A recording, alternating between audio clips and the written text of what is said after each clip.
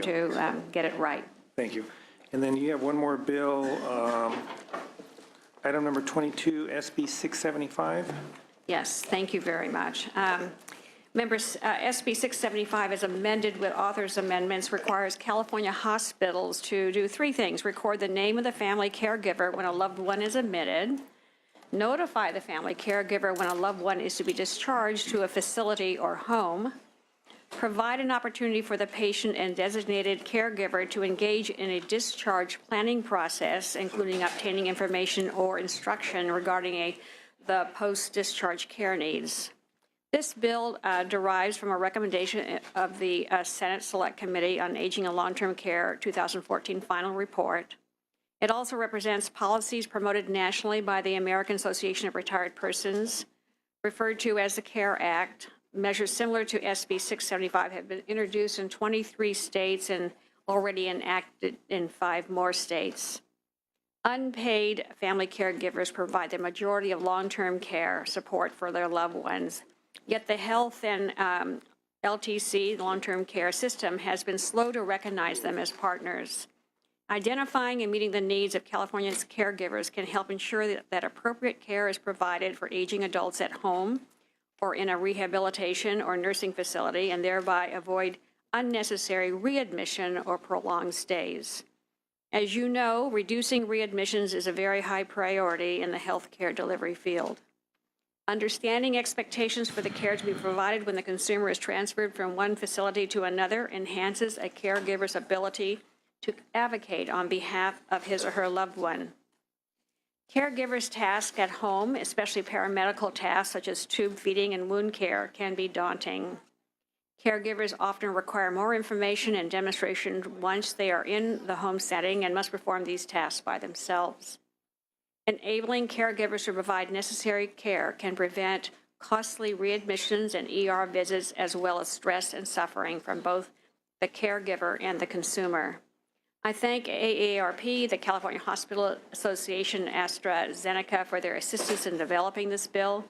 With me as support witnesses today are Darcel Lee, President and CEO of the Black Health Network, and David Wiltsey, representing AARP. Also, Pat Blaisdell, Vice President of the Continuum of Care for the California Hospital Association, is here to answer questions that you may have.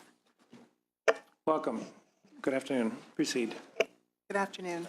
I'm Darcel Harris Lee, President and CEO of California Black Health Network, a statewide advocacy organization dedicated to the elimination of health disparities within communities of African and African American descent. Many of my staff, including myself, and many of our CBHN board members are either caregivers or have been in the position of being caregivers. Practically all of us know someone in the African American community who is also in the same position. A few years ago, my father had to be hospitalized. During his stay, the hospital made a mistake with his care, and my father's health began to spiral downward. I had to leave my mother at the hospital one day while Dad was in the hospital, and when I returned, they were holding each other and they were crying. The reason being, the discharge planner had just told them that she had handed them a list of facilities, nursing home facilities, and told them they had to be out of the hospital within 24 hours and that the hospital would provide no more care to my dad. There was no plan and no explanation of what that meant to be a caregiver, except that my 87-year-old mother was going to have to do a PICC line at home. She didn't even know what a PICC line was. Needless to say, they were both devastated. Being an advocate, I went into action and I began to intervene and to talk to the leadership of the hospital and persuade them that this wasn't acceptable, that my parents needed to have his care at home, and that we needed certain resources to be taken care of at home. After a lot of conversation and a lot of back and forth, we finally got them to agree that we would get the resources we needed at home, that he could be cared for at home, and they began to explain to us all of the things we would need to do. My father, after being taken care of at home with the appropriate resources, went from asking us to allow him to die, that's how sick he was, to now working in my office 3 days a week, and he's as healthy as you or I at 88 years old. This happened because I knew what to do and how to go about doing it. The average person, most people do not. We need our caregivers to be recognized, respected, and registered. We need them involved in the discharge planning, and we need them educated and informed, and we need to reduce the number of readmissions. The caregivers can help that happen. For these reasons and many more, California Black Health Network strongly supports SB 675, and we ask for a yes vote on this legislation. Thank you. Anyone else speak in support?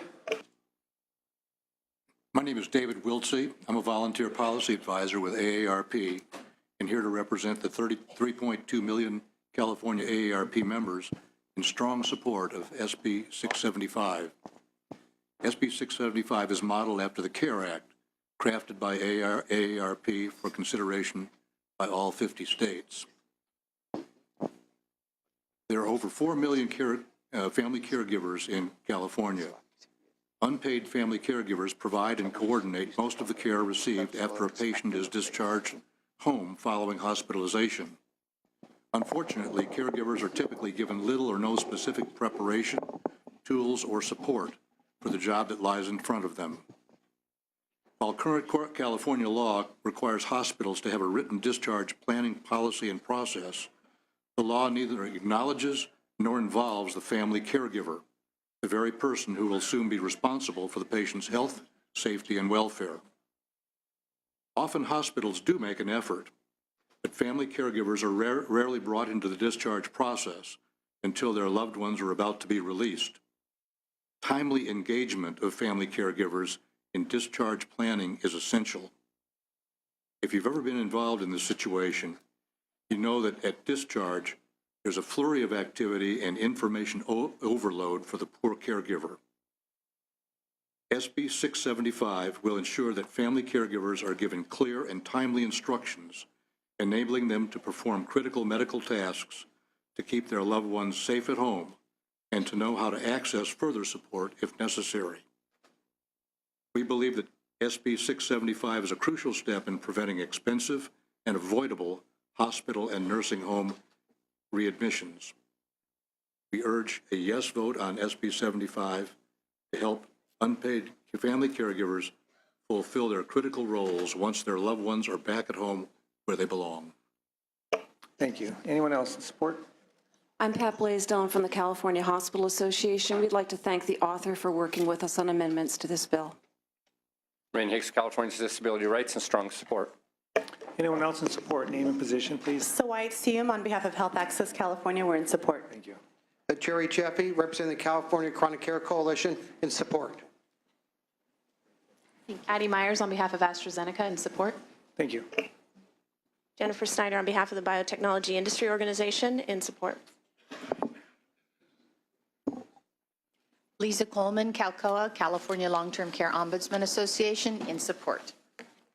Sandy Fitzpatrick, California Commission on Aging in support. Susan DeMorris on behalf of the Alzheimer's Association, we're in support. Gary Passmore, Congress of California Seniors, strong support. Kristen Hare with the Arthritis Foundation in support. Raji Prasad, National Association of Social Workers, California in support. Thank you. Opposition? Comments, questions from any of the members? See no comments. Is there a motion? So moved by Senator Pan. Chair is recommending a support. Would you like to close, please? Thank you for your support. Thank you. We are at item number 22, SB 675, due pass to appropriations. Call the members, please. Hernandez. Aye. Hernandez, aye. Nguyen. Hall. Mitchell. Mitchell, aye. Monning. Monning, aye. Nielsen. Pan. Pan, aye. Roth. Roth, aye. Wolk. Wolk, aye. That currently has 6. That's enough to get out. We're going to place that bill in call, and thank you, Senator. Thank you very much, Thank members. you. Senator Bell, we're going to start off with item number 8, SB 319, Child Welfare Services Public Health Nursing.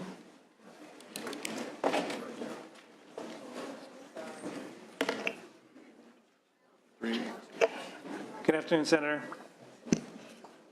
Thank you. We got 2 bills that deal with the foster care, so we'll start with those issues. And then What you want to start off with 319 first? 319 and go to 484. We're kind of jumping over one and then By go all back to means. 43. So I'll start with 319, if it's your pleasure. And Mr. Chair and members, nearly 1 in 4 children in foster care and 56% of children in group homes are receiving psychotropic drugs without adequate oversight. And I realize there are cases that warrant psychotropic drugs, but the state must ensure these powerful drugs do not replace other effective and necessary treatments. The drug should only be used as a final alternative after all other treatment options are exhausted. The bill SB 319 utilizes public health nurses, who are great resources within the child welfare system, to oversee the medical monitoring of foster youth psychotropic drug use. Bill also mandates psychotropic drugs be recorded on all foster youth health passports. As a foster youth therefore moves their medical history, and psychotropic drug use also moves with them. To provide health professionals with access to important information, I request an aye vote on this bill and have witnesses. Thank you. Please proceed. State your name. Thank you, Chair and members of the committee. Thank you to Senator Bell for your leadership on SB 319 and to all of our legislative leaders in the room today. Thank you. And the National Center for Youth Law is a sponsor of SB 319, and we just want to reiterate the main points of the bill without taking up a lot of time. Public health nurses are already under law fulfilling the documents that show the treatment in foster youth plan. And psychotropic medications can be part of that. We want to make that a definite. And why we want that to be in their documented health and education passport is because currently, despite guidelines that already are out there from the American Academy of Child and Adolescent Psychiatrists and from the American Diabetes Association that say it is good practice to monitor the effects of the drug on the child, our Drug Utilization Review Board says that only about 30% of children are receiving that necessary monitoring to see if those health impacts are a reality or if the treatment's going as it should. And we also have an investigation from the Office of the Inspector General that says similarly that foster children are not being monitored, even though these drugs haven't been tested on children, and each child's reaction may be different. So public health nurses can play this role and assist the caregiver and social worker to make sure that those side effects are not a reality for youth and that the benefits are being seen. And we thank you for your support of this bill. Thank you. We have Rochelle Trachtenberg, former foster youth, here to speak about that today. Thank you. Welcome. Thank you. Good afternoon. My name is Rochelle Trottenberg, and I'm a former foster youth from Los Angeles County, as well as the youth organizer for the Humboldt County Transition Age Youth Collaboration. And today I want to share a few examples with you about how SB 319 would have helped me when I was in foster care. See, public health nurses are one of the few frontline people that lay eyes on a foster youth's medical records through the health and education passport. A public health nurse is one of the few people that has medical knowledge and that can regularly monitor for health and well-being of foster youth. Because social workers, judges, and caregivers are not medical professionals, however, they're all involved in the care of foster children, and that's why public health nurses are so important. So this bill means to me that if it were enacted when I was in foster care, a public health nurse would have been able to monitor and track medical issues such as when I needed labs to check my levels when I was on lithium and other mood stabilizers. Or maybe I could have talked to a public health nurse about my tremors or when I began to lactate from another psych medication. I told my group home staff, I told my social worker about these issues, but nothing happened. And a public health nurse could have been my medical advocate. A public health nurse is also critical in the care of foster youth because they can access and monitor the health and education passport and ensure that foster youth health records are updated and track any critical issues. When a foster youth moves in foster care, there is very few sources of continuity of medical care except that health and education passport and the place where they can document medications as well as any adverse effects that a youth has experienced. If this bill had been passed when I was in care, a public health nurse could have alerted my care providers or social workers or that the newest doctor I was seeing was giving me a dangerous cocktail of medication that I had been prescribed in the past, and that led to me being transported to the ER for tardive dyskinesia. So public health nurses are critical in assisting and monitoring and alerting all the care providers that take care of a child when they're on psychotropic medications. So thank you for taking the time to listen to this issue, and I respectfully ask for your aye vote on this bill. You did a wonderful job. There's support on both sides. If I can just have the remainder of the individuals just give their name and position, please.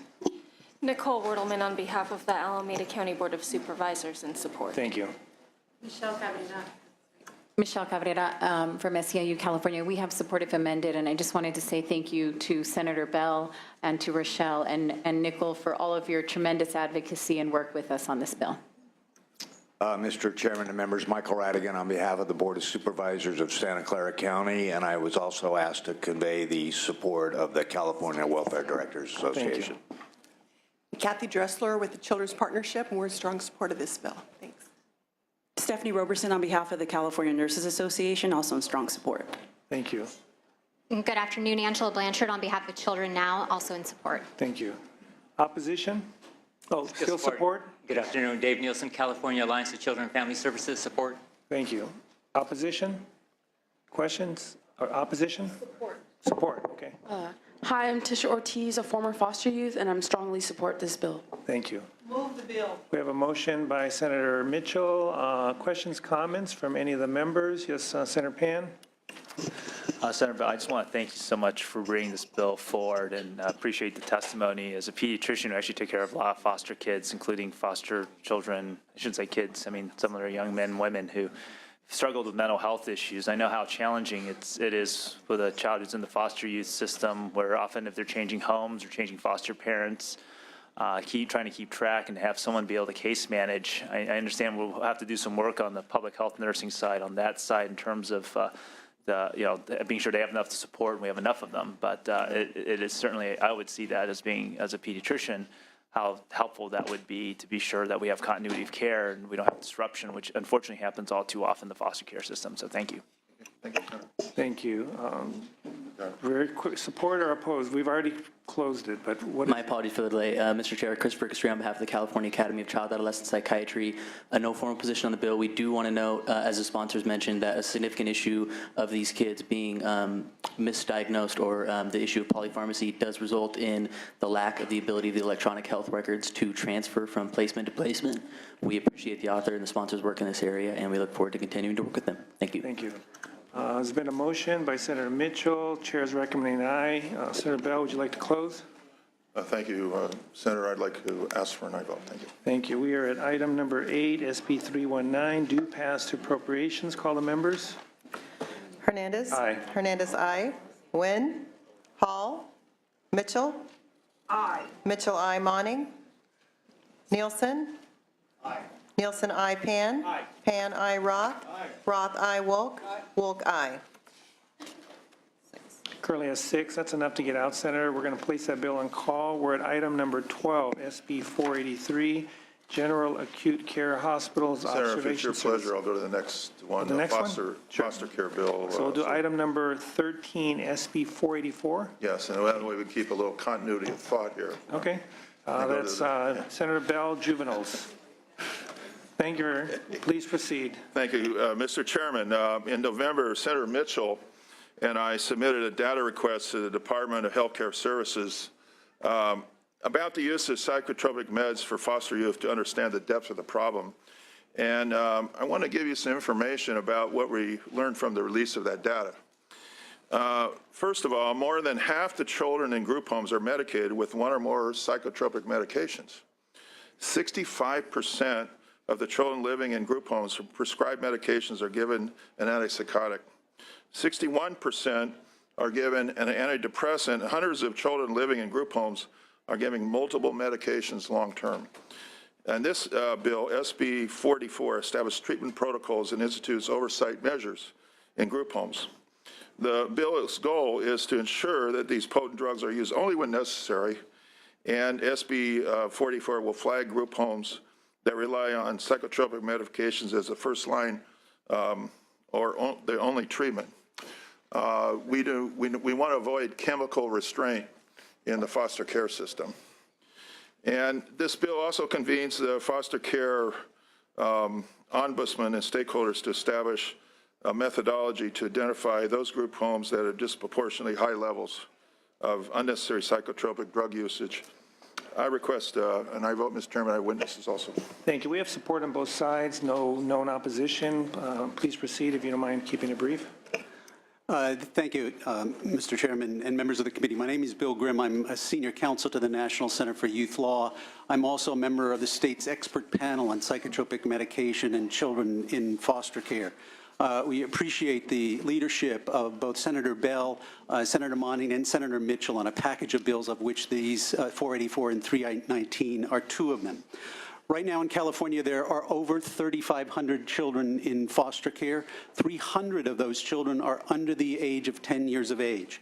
I'm not going to repeat the statistics that Senator Bell has pointed out about the percentage on antipsychotics, about 66%, and those on antidepressants. These are drugs that for the most part are non-FDA approved for pediatric uses, and the antidepressants, of course, for children and adolescents have an FDA black box warning, which is the highest warning the FDA can place on a medication. Group homes are, in fact, in some ways, the nursing homes of the child welfare industry. That is, they use and resort to the medication use of antipsychotics in the same ways that some nursing homes have used antipsychotics to sedate and control the behavior of our dementia patients. This bill would help us to identify those group homes that are the outliers in using these practices, as Senator Bell has said, as chemical restraints and really not part of an appropriate treatment plan for the child. We appreciate your aye vote on this important bill. Thank you. Anyone else in support? Hi. Good morning. My name is Tisha Ortiz. I'm currently a student at Cal State East Bay, where I'm majoring in computer engineering. I went into foster care at age 4. At 14, I was placed in a group home where I began taking psychotropic medications. At one point, I was taking 4 different medications at the same time. This involved taking a total of 12 pills a day, 6 in the morning and 6 at night. As a result of taking these drugs, I experienced major weight gain. I failed classes because I couldn't stay awake in class. I had twitches in my face, arm, and back, and developed tunnel vision. My mouth would become so swollen I couldn't eat. I felt like a zombie. To this day, I still experience tunnel vision at times and feel spaced out. Since coming off these medications, I have lost almost 100 pounds. These drugs were making me feel worse, not better. I wanted to stop, but the staff at the group home wouldn't let me. This made me angry, and that made the staff want to treat my anger with more medication. Eventually, I refused to take this medication. As a result, I was punished severely. They took away all my possessions. When I would come home from school, they would lock me in an empty room until bedtime, trying to make me take these drugs. They even sent me to the mental hospital. The mental hospital said I didn't belong there, but the group home refused to pick me up for weeks at a time. They denied me food and any privileges like talking on the phone or going outside. I was a prisoner. I didn't even go to school. I eventually got kicked out of this group home. I was taken from my parents because of abuse and neglect, but I was put into a system that did just that. This shouldn't happen to anyone. Group homes abuse psychotropic drugs to control behavior. What I needed and other foster youth need is real therapy to address this trauma that we have faced. I believe Senate Bill 484 will help stop the abuse in group homes and help foster youth get the support they need. Thank you. Thank you. Anyone else in support? State your name and position. Randy Hicks, Californians with Disability Rights, and a former member of the California Network of Mental Health Clients. Concur with these comments, because when I was going up 30 years ago, that's what they did with me. They put me on Thorazine. They thought that was the answer. They didn't talk to me. They just sent me to a psychiatrist, and they put me on Thorazine all this time. And she's right. All the symptoms that she had, I had. And I can't believe this is still going on in the year 2000 when I was using Thorazine in the 1980s. Please support this bill. Thank you. Anyone else in support? Kathy Dressler with the Children's Partnership and strong support. Thank you.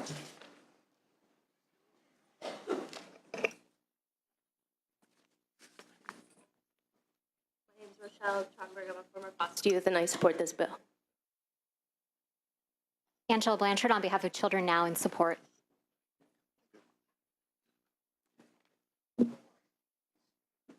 Dave Nielsen, California Alliance of Child and Family Services, support if amended.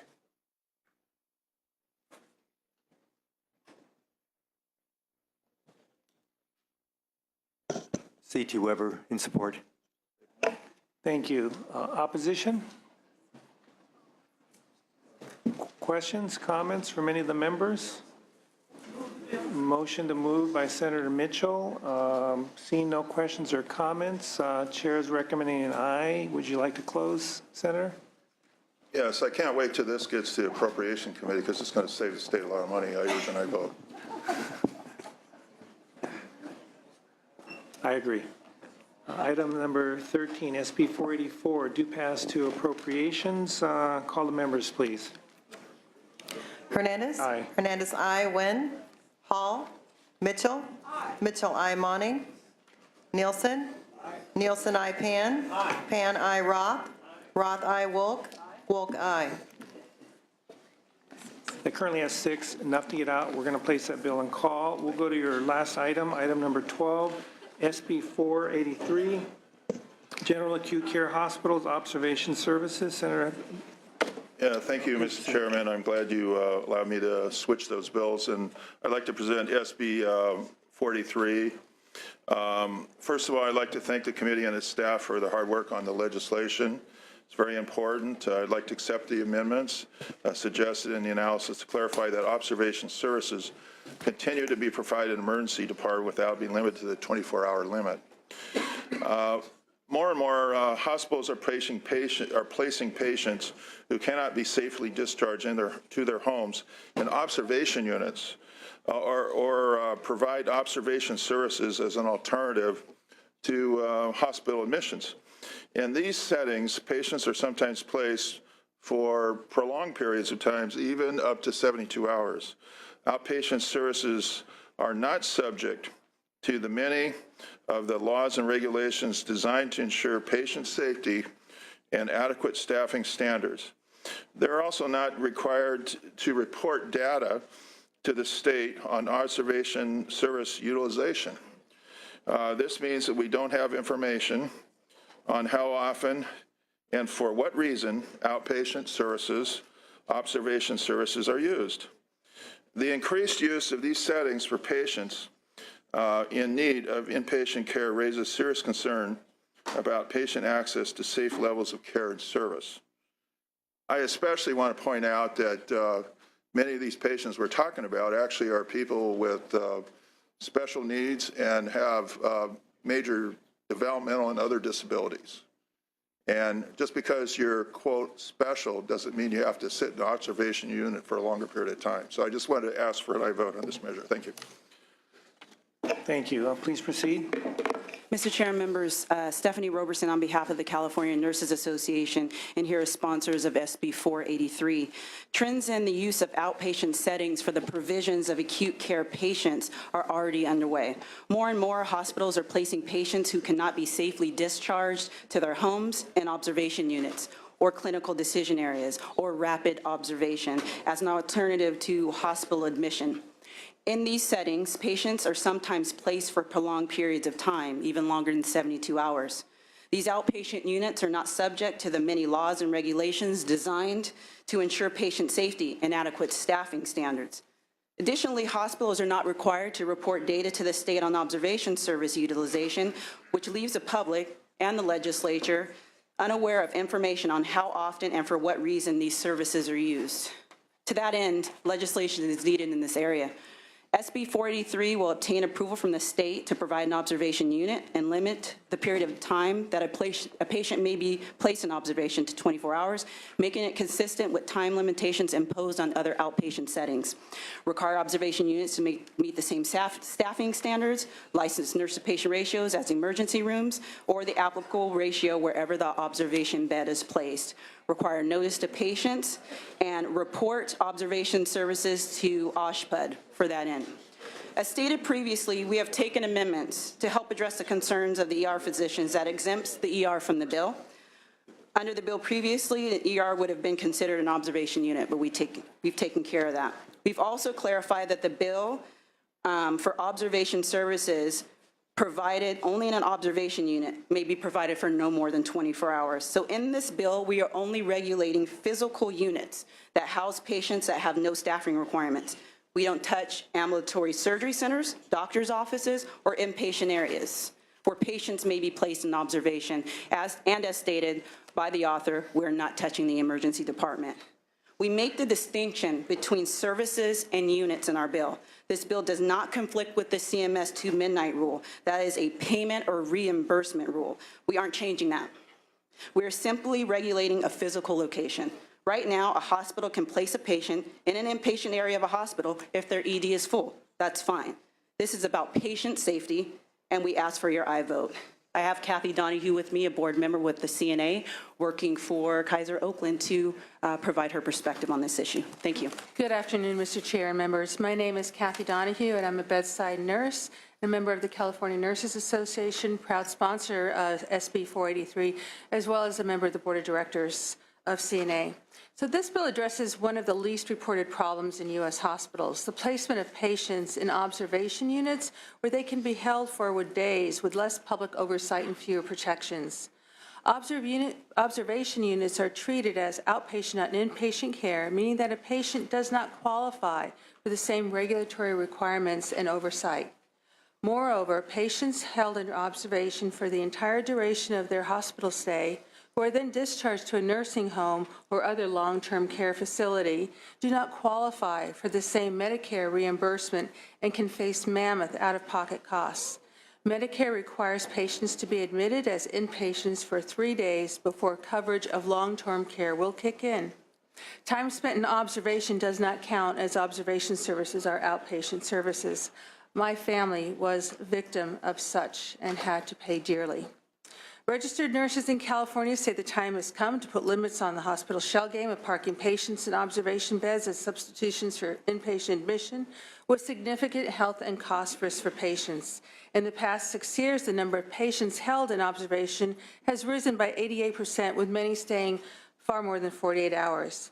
Patients that historically had been admitted where they're presenting complaints or diagnosis are now being placed in observation status and remaining there for as long as currently legally possible, and sometimes even longer. Many of these patients are extremely sick. They are now with much more serious symptoms such as chest pain and cardiac complaints. Make no mistake, being a patient in an observation unit is extremely unsafe, and there have been bad outcomes. The reason hospitals are doing this is simple: to protect profit margins. Observation care, even within a hospital's walls, is considered an outpatient service, typically with fewer public oversight rules, less staffing, and no Medicare penalties if the patient is readmitted within 30 days, as often occurs. Currently, hospitals are not required to tell patients they're in an observation bed and are thus responsible for the costs Medicare doesn't cover, including higher co-payments for physician fees, other hospital fees, or the inflated charges hospitals impose for certain medications, especially for those with chronic conditions. SB 483 would limit the amount of time a patient may be placed in an observation unit and require observation units to meet the same staffing standards of other hospital areas, and require hospitals to inform patients that they're being held in observation status and how that may affect reimbursement for their medical services. We respectfully request an aye vote. Thank you. Anyone else in support? Mr. Chair, members, Sarah Flox, the California Labor Federation, also in support of this bill. The number of hospitals that have observation units has more than doubled since 2003, and yet state and federal law regulating the use of these units has not kept pace with a dramatic increase. One of our biggest concerns is that, as was said previously, is that these are considered outpatient services for billing purposes. So you can have patients who are in a hospital bed next to an inpatient who are yet being billed for every single service rather than paying one copay for that inpatient service. And so they may think they're an inpatient, they leave the hospital, and then they will end up with hundreds of thousands of dollars in medical bills. And so we think this is a very smart bill to just set some minimum standards and regulation for observation units. Thank you. Anyone else in support, please state name and position only. C.T. Weber speaking on behalf of CARA, the California Alliance for Retired Americans, in support of the bill. Thank you. Kathy Dennis, registered nurse bedside, in support of the bill. Noah Meredith Deegan, registered nurse, in support of the bill. Rosario Hernandez, registered nurse, in support. Mary Sanchez, registered nurse, in support. Tiffany Nichols, Aceta Rosal Medical Center, registered nurse, and I support this bill. Marsha Martinez, Southern California Hospital in Culver City, registered nurse, and I support this bill. Violet Mayers, registered nurse, and I support this bill. Lorna Lentejas, registered nurse from California Hospital of Culver City, in support. Annabel Arroyo, registered nurse, in support. Lady Manaug, registered nurse, I support. Alice Park, registered nurse, Southern California Hospital. I support this bill. Meg Hiragamachi, registered nurse from Santa Monica. I support the bill. Elizabeth Pataki, retired nurse, strong support of this bill. Margaret Legg, registered nurse, and I strongly support this bill. Yanira McPherson, registered nurse, in support of this bill. Sam Rubion, registered nurse, and I strongly support this bill. Carol Bailey, not a registered nurse, a member of the California Alliance for Retired Americans, strongly in favor. It's one of our priority bills. Thank you. Nan Brazemer, president of the California Alliance for Retired Americans, and we have 950,000 members who want this bill passed. Thank you. Jerry Bailey, California Alliance for Retired Americans, in favor of this bill. Randy Hicks, Californians for Disability Rights, in strong support. Libby Sanchez, Laborers Local 777 and 792, in support. Chuck Walker, California Alliance for Retired Americans, strong support.